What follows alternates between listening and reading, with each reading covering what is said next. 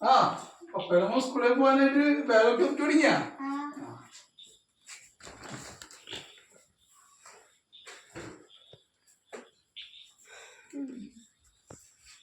അപ്പൊ നിങ്ങളായിട്ട് സ്കൂളിൽ പോലെ അപ്പൊ ഈ കുറച്ച് കാര്യങ്ങളൊക്കെ പറയട്ടെ. മോനോടും സ്കൂളിൽ പഠിക്കുന്ന എല്ലാ കുട്ടികളോടും കൂടി പപ്പ പറയണത് മനസ്സിലായ? എല്ലാ മാതാപിതാക്കന്മാർക്കും വേണ്ടി സ്കൂളിൽ പോകുമ്പോൾ ആദ്യം തന്നെ നമ്മൾ വേണ്ടത് നമ്മളെ അധ്യാപകരെ അനുസരിക്കണം. അവർ പറയുന്ന കാര്യങ്ങൾ കേൾക്കുക, പഠിക്കുക. കാരണം നമ്മൾ വീട്ടിൽ നിന്ന് മാതാപിതാക്കന്മാർ കുട്ടികളെ സ്കൂളിലേക്ക് വിടുമ്പോൾ അവർക്ക് ഒരുപാട് പ്രതീക്ഷകളായിട്ട് വിടുന്നത്.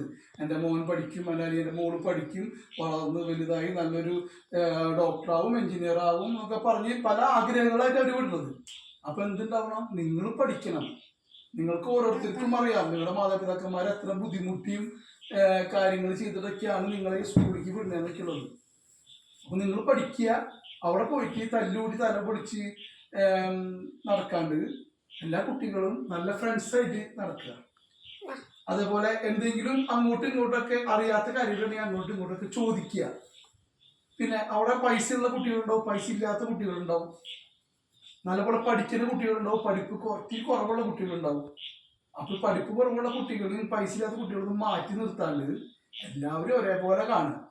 പഠിക്കാൻ കുറച്ച് കുറവുള്ള കുട്ടികൾ, പഠിക്കാൻ അറിവ് കുറവുള്ള കുട്ടികൾക്ക് നമുക്കിപ്പോൾ അവർക്ക് ഇന്ന് പുസ്തകം എഴുതാൻ പറ്റിയില്ല, ആ പുസ്തകം കൊടുത്ത് സഹായിക്കുക എന്ന് എഴുതാനായിട്ട്. അതേപോലെ പൈസ കുറഞ്ഞ കുട്ടികളെ മാറ്റി നിർത്തരുത്. അങ്ങനെ മാറ്റി നിർത്തുമ്പോൾ ഉണ്ടാവും അവർക്കത് കൂടുതൽ വിഷമാവുള്ളൂ.